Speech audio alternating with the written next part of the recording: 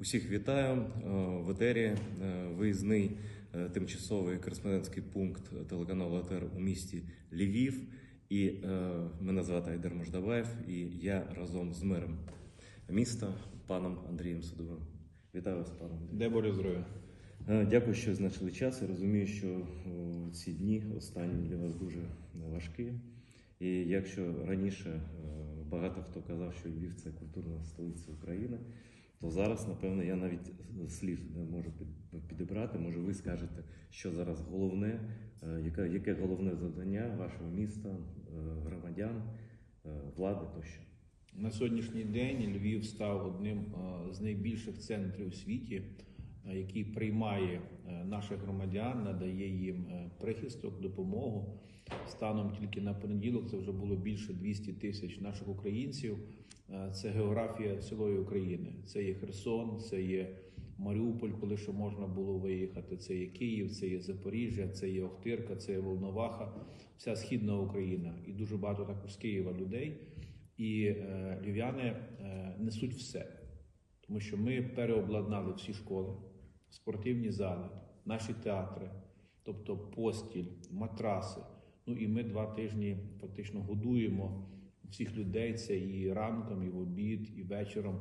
І ми вже, чесно кажучи, вичерпуємо наші ресурси, хоча там приходить якась гуманітарка, але ми в першу чергу її віддаємо на схід, тому що вона в Києві сьогодні потрібна, вона сьогодні потрібна в Миколаєві, вона сьогодні потрібна в тих містах, де дійсно є катастрофа, то, що ми бачимо обстріли, бомбардування, тут жінки, тут діти. І частина з них велика лишається у Львові, тобто з кожним днем стає все більше і більше наших громадян. Частина їде за кордон, є така можливість. Тому фактично ще одне місто є у Львові. Львів допомагає всім, я це знаю, я це бачу. Я був на вокзалі, я в місцях харчування, все це бачу. Але яка допомога потрібна Львову зараз? Чим інші міста? Просто на вас завантаження найбільше. Це так фактично, так склалося вже, так? Може бути, кримські татари чимось можуть вам допомогти. Тут працює, ви знаєте, напевно, є на центр міжлісу допомоги тощо. Ви можете звернутися до інших міст, до мерів, до колег, бо ви віддаєте, але вам теж потрібна допомога. Якщо говорити про українські міста, то сьогодні кожен добре робить свою роботу. Я апелюю до міжнародних організацій, які знаходяться за межами нашої держави. Приїжджайте сюди, подивіться це все на власні очі, побачите, тому що ми потребуємо таких мобільних центрів для людей, яких можна тимчасово розмістити з відповідними умовами, санітарія, приготування їжі. Ми потребуємо відповідних будинків, які можна легко збудувати. Якщо говорити про школи, так, ми сьогодні їх повністю всіх перебудували, але важко сьогодні передбачити, скільки часу буде тривати ця російська агресія, скільки нам треба буде часу, щоб видавити росіян. Якщо це в швидкому часі, окей. Якщо це буде довший час, то людей, по-перше, більше буде приїжджати. По-друге, нам треба відновлювати навчання і для тих дітей, які приїхали, щоб вони були включені в процес, і для львів'ян, тому що нам треба думати про майбутнє, про завтрашній день. Тому допомога міжнародних організацій критично є важлива. В світі на це виділяються мільярди доларів. Також ми надіємося на допомогу міст з цілого світу. Приїжджав мер Кан до Львова, приїжджав мер Катовіць, інші мери приїжджають з міст світу, євродепутати приїжджають. І вони не можуть зрозуміти, як ми це все організовуємо. Тому що якщо б така кількість людей приїхала в будь-яке інше місто, вони говорять, це було б повністю неможливе функціонування. У нас транспорт працює, вода, електроенергія, тепло, все організовано, але це останні сили віддають львів'яни. Тому що, ви розумієте, багато хто і до себе додому взяли людей. Так. І прийняли, і годуємо. Це самовіддача, але насправді в мене є велика гордість. Взагалі гордість, тому що, на моє переконання, ми є свідками народження чистої, красивої України. І я думаю, весь світ також захоплений, тому що ніхто цього не очікував. Пам'ятаєте цю пісню «Схід і захід разом», так? А зараз просто на наших очах відбувається те, про що там багато хто і не мріяв, думав, що це пройдуть десятиріччя якісь там, а все за декілька днів. Чому? Як ви думаєте, ви галичани, так? Але зараз люди зі Сходу просто думають одне і те саме, що ви. І чому так швидко чому так швидко створюється українська нація саме в ці дні, на вашу думку? Ну, тиск нереальний, який є. Коли я спілкуюся з мером Маріуполя, він мені розказує про ті жахіття, то він сьогодні є там більшим патріотом нашої держави, чим багато хто говорить про патріотизм. Тому що сьогодні люди тримають на своїх плечах державу. Держава, вона ж не з'являється з неба. Так? І колись говорив один грузинський мудрий чоловік, що в Біблії не записано, що Україна має бути незалежною державою. З нею треба боротися, виборювати. І цей тиск, ця агресія, вона зміксувала цей сьогоднішній подвиг українців, громадян нашої країни, а це і кримські татари, і вірмени, і росіяни, і німці, і євреї, всі, тобто народ України. Це дуже велика сила сьогодні. Знаєте, я дивився програму на якомусь там російському пропагандистському каналі, навіть вони визнають, десь щось пішло не так. Все ж таки, кажуть, за ці роки, за 30 років українці стали єдиною нацією. Вони зрозуміли це за ці декілька днів. Ви знаєте, народилося вже покоління українців, громадян нашої держави, які не пам'ятають минулого століття, Радянського Союзу не пам'ятають. Не знають Росію навіть, росіяни. Вони люди світу, вони вільні люди. Але вони розуміють, що треба виборювати, так? Виборювати наше майбутнє. Мене питав німецький журналіст, а навіщо такі жертви? Я говорю, ви розумієте? Він вас питав про це? Так.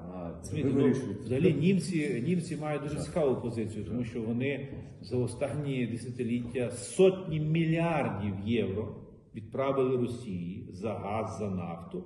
Росія за ті кошти модернізувала свою армію і сьогодні погрожує світу. І вони перелякані. Я говорю, ви не розумієте, в минулому столітті насильницькою смертю був вбитий кожен другий українець і кожна третя українка. Вони не дали потомство. Чому? Тому що в нас не було своєї держави. І сьогодні ми будемо битися з останніх сил за кожен метр. Тому що є діти, є внуки. Слухайте, якщо ми не вибудуємо державу, в них не буде майбутнього, ким вони будуть в цьому світі? Тому це наша боротьба. Ми будемо битися до останнього. Якщо хтось думає, що там армія 100, 200, 300 тисяч, ні.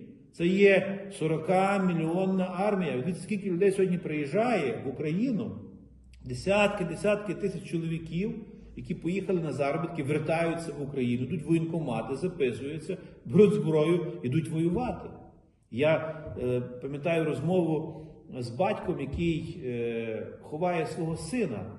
В нього сльози, але він говорить, мій син зробив все, щоб була ця держава. Тобто в нього є гордість за свого сина, такого не було раніше. Тобто люди розуміють, що вони віддають найцінніше. Вони себе віддають. Фундамент цієї держави. Знаєте, що багато хто зараз звертається до росіян. Намагається звертатися, достукатися там до душі, там, до совісті, до чогось. Як ви думаєте, чи є у цьому сенс?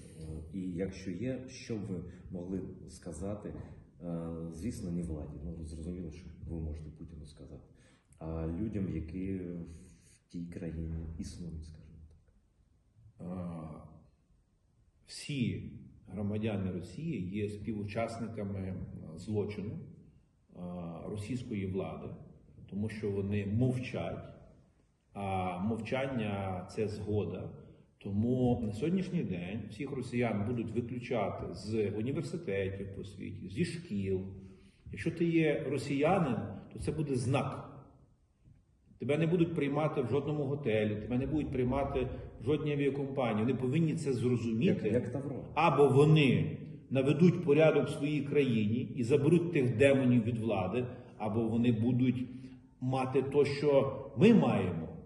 Ми ж не запрошували їх сюди на нашу землю. Вони прийшли, і вони тут поляжуть. Ну, друзі мої, вони розуміють силу. Хочете силу? Ви отримуєте нашу силу. Ви запам'ятаєте це на все життя, на наступні століття. Не рухайте Україну. Це вільна Божа земля. Ми ніколи ні на кого не нападали. Вони повинні це зрозуміти. І тільки так. По-іншому, просьби, мольби, ну вибачте мене, ну вони з цього сміються. Пане Андрію, я принципово зараз нікого з наших людей не критикую і вважаю, що це просто геть неможливо. Але люди зізнаються, що вони не чекали на війну. Все ж таки, ну, хтось зізнається. Це чесно, ну так є. Ваше особисте почуття, яке було напередодні війни? Чи чекали ви на цей масштабний повний? Ви знаєте, ми в минулому році були в одній програмі з британськими фахівцями Resilience. Тобто ми готували місто до непередбачуваних ситуацій. Наприклад, ще півроку назад ми поставили задачу нашим інженерам забезпечити подачу води до Львова за відсутності електропостачання. Ми передбачали можливість біженців, тобто ми це все передбачали з точки зору готовності до екстремальних ситуацій. Але, звичайно, що в страшному сні до останнього ніхто не вірив, що буде така гостра атака на Україну, на нас всіх. Тому ми, можливо, більш готові, ніж інші міста. Тому ви приїжджаєте сюди і ви подивовані, що місто функціонує, живе, що тисячі кожного дня приїжджають і приїжджають. Українці – це унікальна нація. От, знаєте, напевно, на генетичному рівні закодовано оце вміння, цей талант до самоорганізації. Яка б не була влада? Чому миттєвий? Розумієте, оце люди настільки самоорганізувалися, що ти просто подивований. Всі. В один момент. Я розумію, що ми переможемо, що потім хтось буде собі там лаври чіпляти, дай Бог. Але це останній шанс, який Бог нам дає. Або ми це усвідомимо і збудуємо незалежну державу, щоб вона була одною з найсильніших в світі, або буде біда. Тому що ми прогавили моментом оранжевої революції, ми прогавили моментом Революції Гідності, тому що ми показали подвиг, і потім розслаблення пішло, розумієте? Ну зараз вже нема куди. Ви багато спілкуєтеся з іноземцями, з політиками, з мерами, з вашими колегами.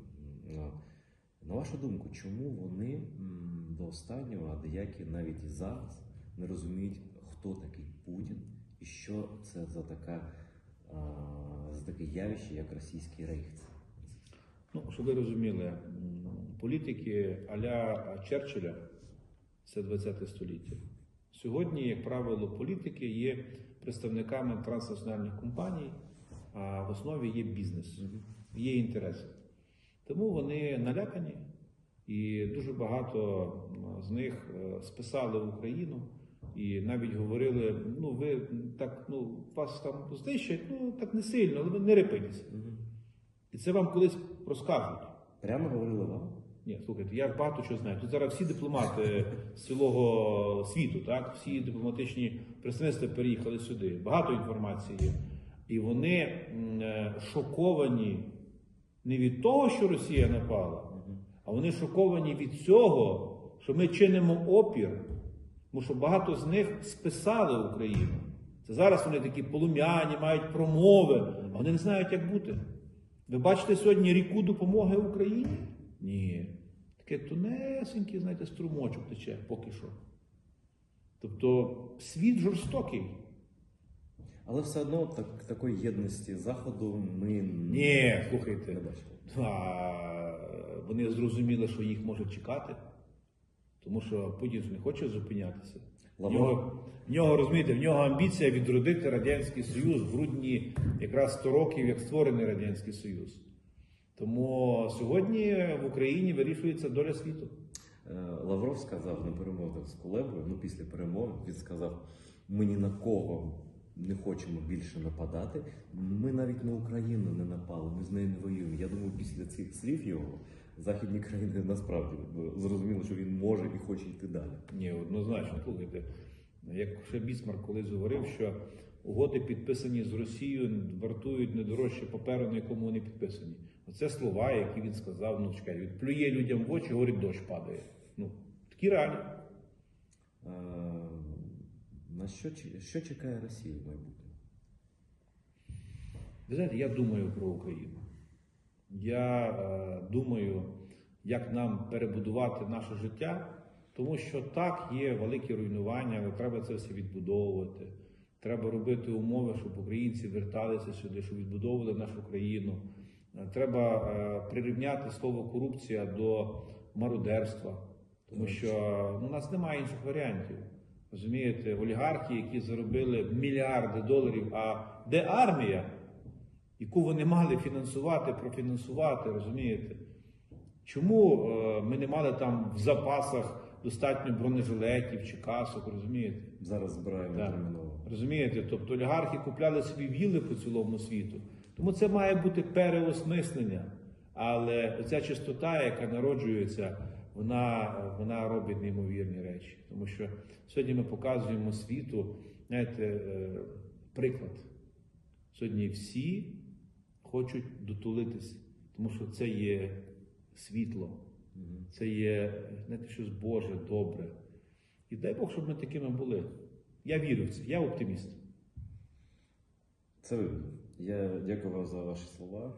Якщо вам є що сказати кримським татарам, я був дуже вдячний, бо наші люди там, ви знаєте, в якому стані.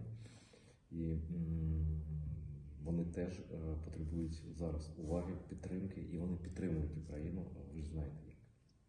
Моє дитинство пройшло в Криму. Я в Криму був, напевно, ну не знаю, там 40 разів, так, в своєму житті. Я стільки не був.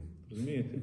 І я мрію повернутися в Крим, тому що це море і це поєднання сосна, море і там прісна вода, ці заповідники, ну такого немає ніде в світі. Це мій найулюбленіший, знаєте, такий шматочок. Звичайно, що є Львів, там Карпат, але я обожнюю Крим. Я хочу чим скоріше туди повернутися. Я вірю, що ми були, є і будемо завжди разом. Тобто, треба робити просто правильні речі і все. Це було інтерв'ю з мером-оптимистом, з мером міста Львів Андрієм Садовим. Дякую вам, пане Андрію. Слава Україні! Героям слава!